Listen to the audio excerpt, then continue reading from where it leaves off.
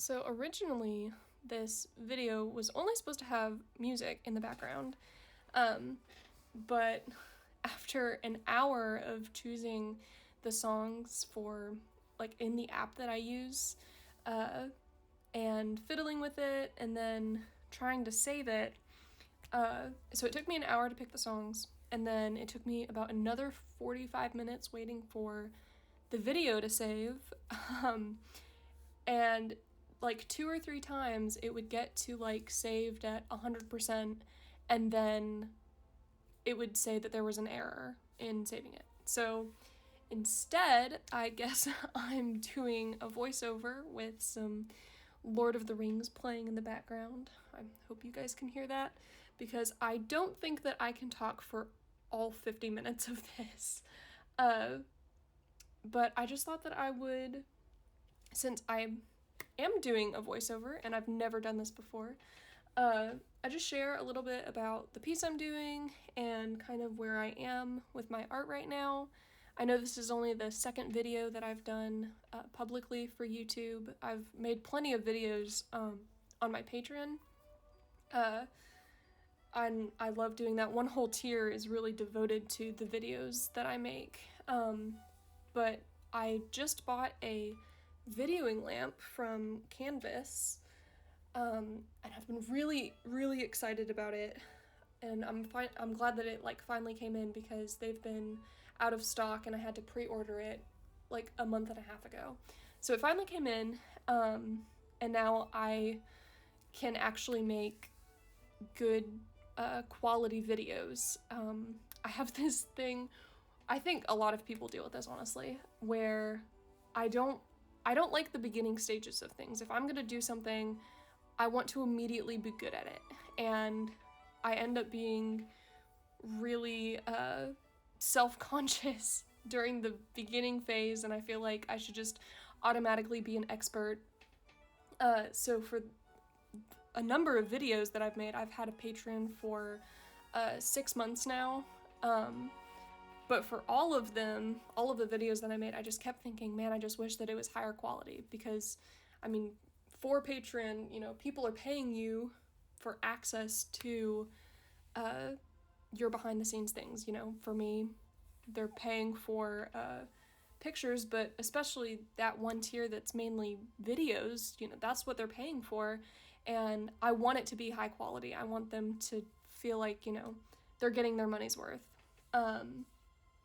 And, I think that ultimately, like, that's a good thing, but I end up being really hard on myself and not letting myself just be bad at something for a while. So anyway, all I had was, like, this gooseneck phone holder, and now this beautiful Canvas videoing lamp. You can move it any way you want. It has a ring light attached to it, a universal phone holder. It's perfect. It's exactly what I've been needing this entire time, and I'm really excited to be using it. So this is the first video that I've made using it, and normally when I do my videos, I don't talk during them. In my first video I did, but normally I don't. Normally I just like let music play, because I'm really absorbed in the art that I'm doing, and I don't normally do art around a bunch of other people, so I'm not used to multitasking in that way. So it makes it really hard to focus on what I'm doing and do a good job when I'm also having to, I guess, like, entertain the audience, I guess. But going back kind of to the whole, like, beginning stage of things, with posting on YouTube, this is only my second video, and I think the only reason that I made it through the first one was by telling myself, oh, this is just for fun, like, nobody's gonna watch this. And then the day that I posted it, somebody that I know told me that they had watched it, and I had like a little bit of an identity crisis because all of a sudden I was like psychoanalyzing how I am behind the camera, and like the tone of voice that I use and the expressions on my face, because when I'm by myself, as probably like with everybody else, when we're by ourselves, it's not the same when we're with other people, when we're talking to other people. And I felt like my mannerisms were different. I felt like I didn't smile the entire time, and that's so completely different than how I am in person and how I am around other people. I'm always smiling, I'm always laughing, especially when I'm comfortable around you. I am joking all of the time. It's a big part of my personality, and that just doesn't come across when I'm videoing, because I'm talking to nobody. I'm by myself. And so anyway, I was like freaking out because this thing that I had convinced myself that nobody was going to watch, and it didn't really matter, what it was like, and I could just relax about it. All of a sudden somebody told me that they were watching it, and since then I've had kind of not an issue with making another video. I haven't made another video, especially not with like me in it, since then. But anytime I think about making a video, that's what I think of. So, hopefully, this voiceover isn't going to end up being really awkward. I can already tell that, especially because a camera isn't pointed at me, I'm not watching myself, that I am different than in the first video, and that's okay. I'm probably just psychoanalyzing myself way too much. Anyway, all of that just to like intro. That was like 7 minutes of intro. Holy cow.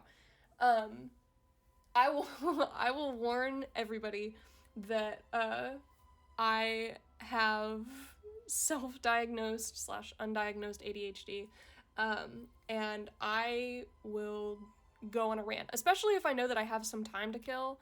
So like with this, we're gonna be here for a little bit.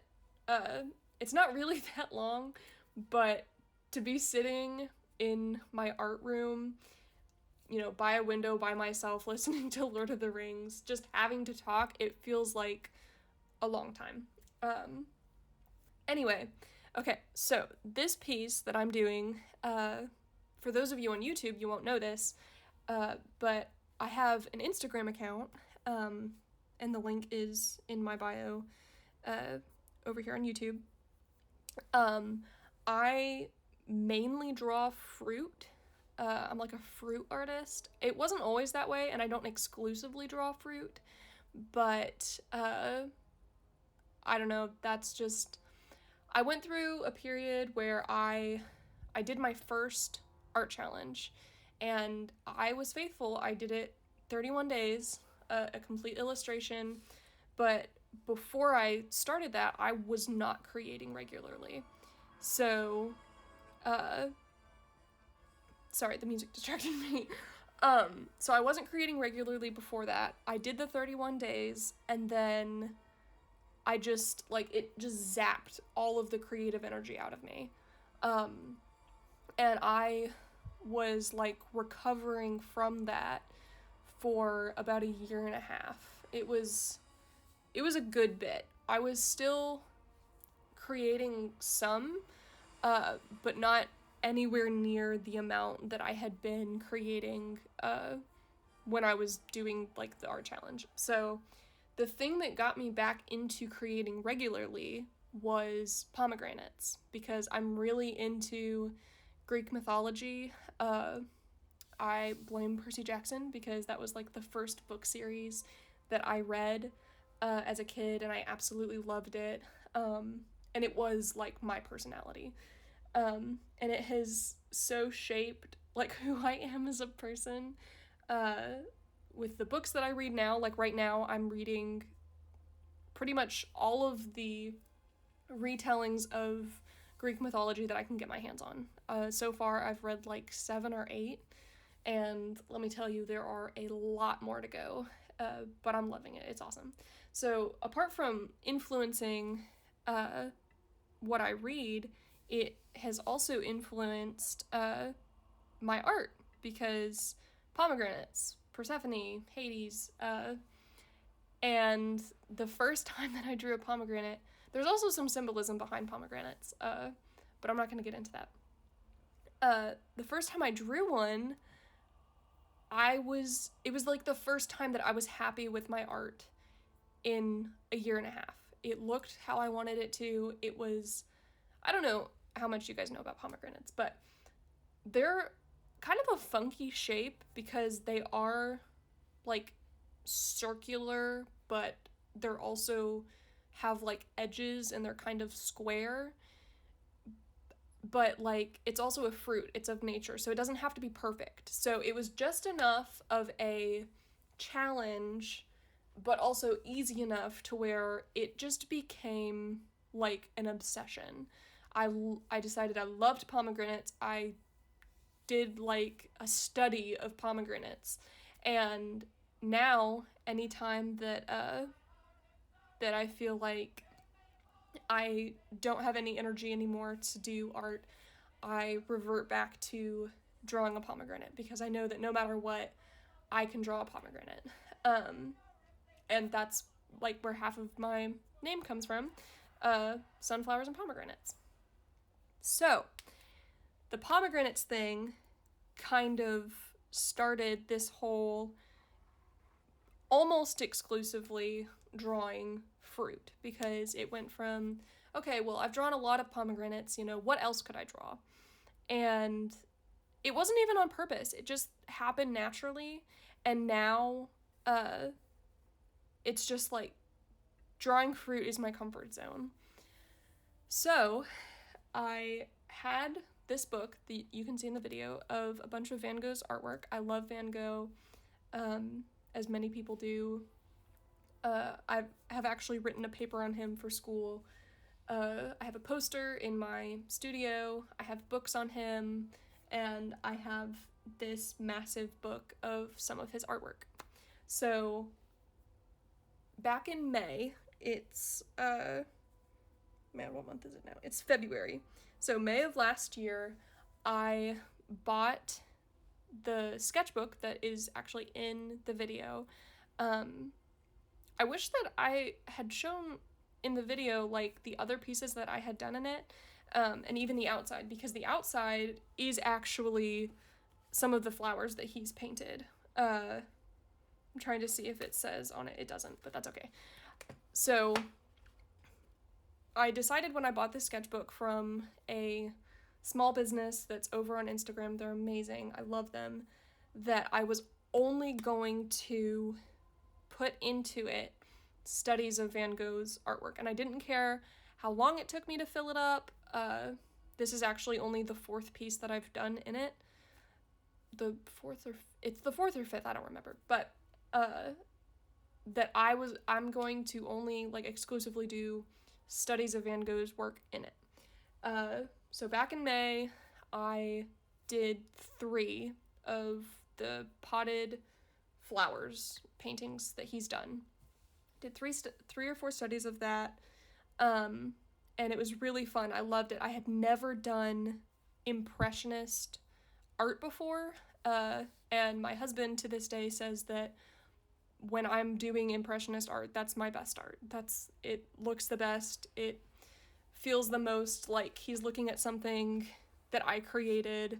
But as I mentioned before, the whole self-diagnosed ADHD, I go through phases of doing art pieces. So I did the whole 3 or 4 pictures for the Van Gogh one. I've done 3 or 4 pictures of fruit. I've done 3 or 4 pictures of like people, but specifically women's backs. Ugh, that did not come out well. Specifically of women's backs. They're pretty much topless, but you can't see the front because it's just their back. It's just their bare back.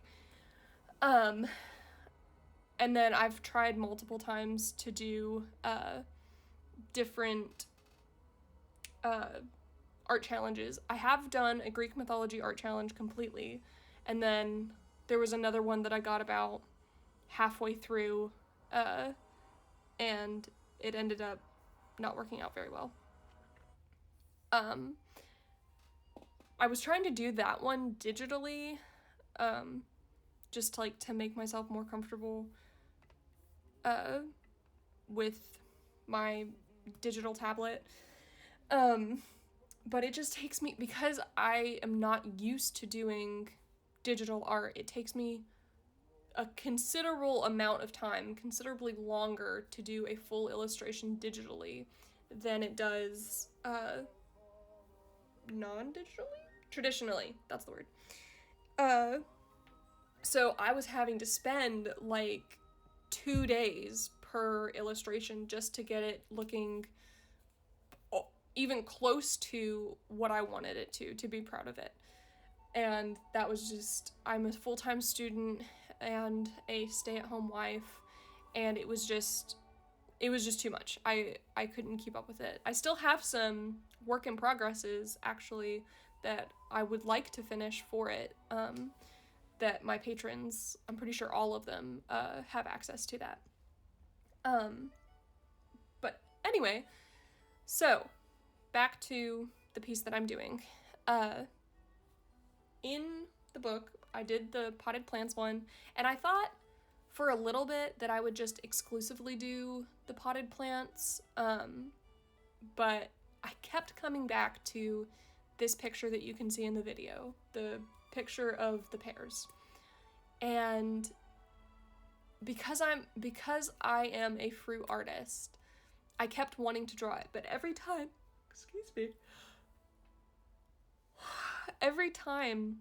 that I thought about drawing it, I just couldn't bring myself to do it. Like, it wasn't time to draw it yet.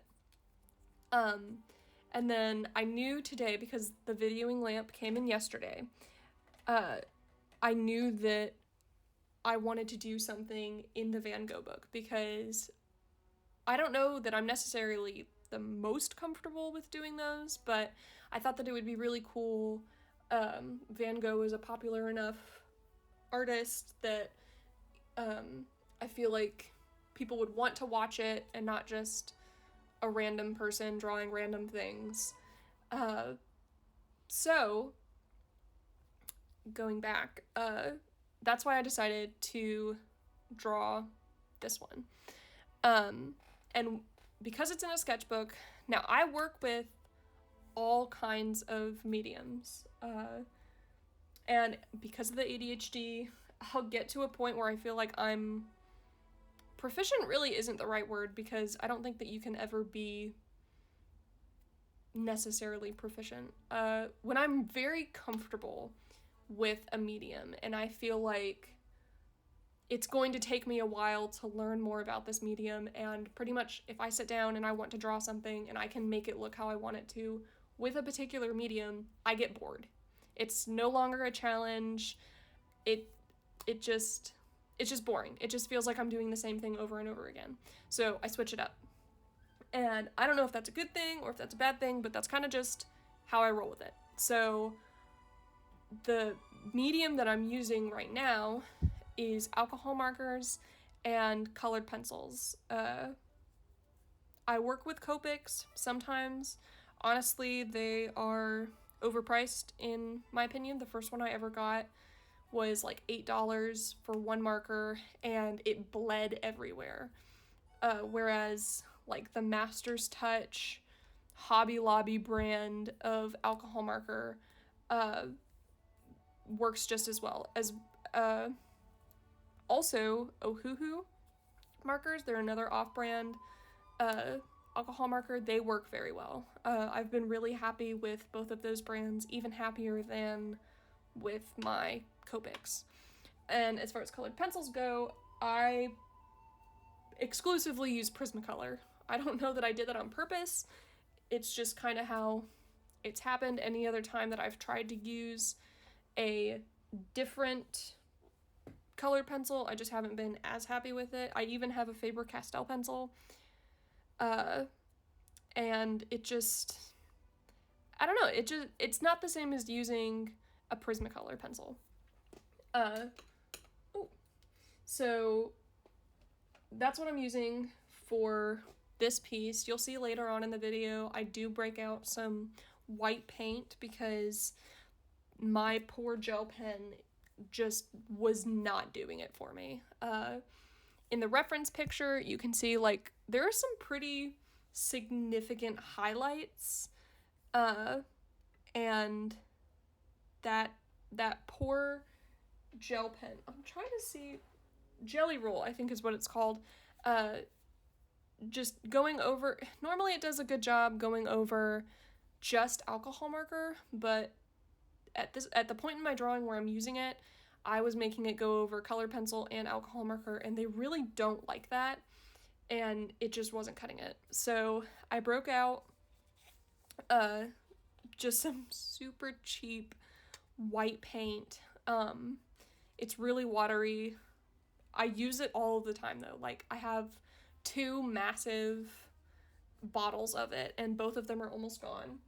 And I do have a little bit more expensive white paint that I use sometimes, but this really cheap Apple Barrel white paint, you can literally buy it at Walmart, is my favorite, especially for something like this. It's just like a full illustration that I'm doing on a little piece of paper. So it definitely, like, does the job.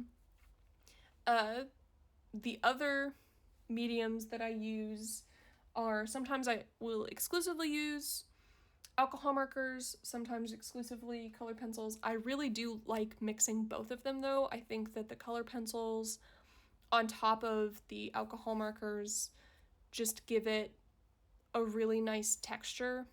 I use watercolor some. I really like using gouache. Sorry, I can't hear the music anymore. I do really like using gouache, but I don't know. I went through a phase where I felt like I had it down. I knew how to use it. And then I don't know what happened. Maybe I just like went away from using it, and then when I came back, felt like all of the knowledge that I had of using it just like flew out of my brain. I don't know. Or maybe just like the ones that I'm using are really cheap and they've like become separated from the oily like mix and the actual pigment in it. I don't know. But I kind of have gotten away from using gouache because anytime that I use it, I just feel like I'm not using it correctly and it doesn't look like how I want it to. And then the only other thing that I use apart from all of those is I use acrylics, especially on canvas. That was another phase that I went through, was only doing things on canvas. And when I do things on canvas, I pretty much exclusively like to use acrylics because, again, with the gouache, when I felt like I had it down, I really feel like I shouldn't have left it, because I even had down like how to make it look not real, but you could definitely like see the shadows in it. And I can't do that anymore, and I have a harder time doing that with acrylics because acrylics dry so quickly. Which is the good thing about gouache, because gouache is reactivated by water, and it makes blending super easy if you know what you're doing. But I feel like I've lost that, and I can have that same effect with acrylics. It just takes longer, and you just have to be careful, because if you are making sure that it's still wet when you're using it because you want that very blended look to it, you have to work quickly and efficiently and do it correctly the first time, and that can be a challenge. But as I said before, I like a challenge. Okay, so here in the video you see I am using the Jelly Roll white gel pen, and as you can see, it's kind of showing up, but it just wasn't doing it for me. Also, when I go back in with a color pencil, you'll see me color over the pears. I think I changed the color of the pears like 3 or 4 times because I just didn't like it. Like, it didn't look how I wanted it to, especially when I had the reference picture right there. I couldn't get the color that Van Gogh made. So I kept changing the color of the pears, and I think that ultimately it ended up making the pears look kind of muddy. I don't know. There was a significant part of when I was drawing this that I felt like, oh my goodness, you're not even going to be able to tell what these are. It's so muddy. It's so it just like, it looks bad. But after I added the white highlights with the paint and then went through with the colored pencils, put in a little bit more shadow, and I don't know. I'm trying to think if like darkening up the background actually helped or if it made it worse. But by the end of it, I am happy with it. I think that in an hour, it's the best that I could do, and that's about what I wanted to spend on it. So I am happy with it. I'm definitely open to illustrating this again, maybe with a different medium, probably on canvas with acrylics.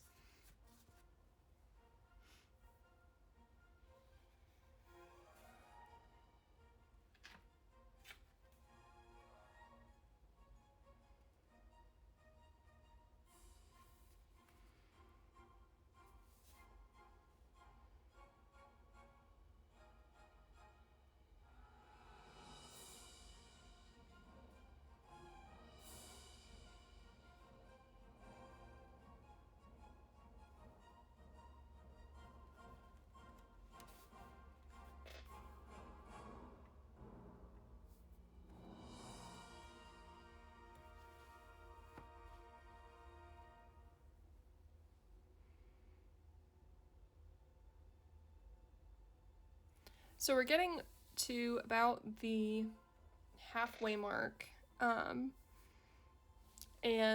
I'm probably not going to say much else about this piece, partly because I keep yawning, my gosh, and I'd also just think that I don't really have a lot more to say about it, and I don't want to talk your guys' ear off, so probably for this last bit, I'll just let the music play, and yeah, and just let you guys watch what I do. I will say the last thing, I kind of feel like the camera's shaking here. It has nothing to do with the video lamp because that's amazing. It has to do with my desk. My desk is pretty cheaply made, and it's on wheels, so whenever I'm really applying pressure with those color pencils, which you have to do to really make them show up, it makes the entire desk shake. And because the entire desk is shaking, that's what the videoing lamp is on, and it ends up making the camera shake a little bit. So sorry about that. I don't really have a solution to that problem yet, but I don't know, hopefully I'll get it fixed. But I'm still a beginner, so trying to give myself a little bit of, room to grow. Okay, well, I hope you guys enjoy the rest of the video.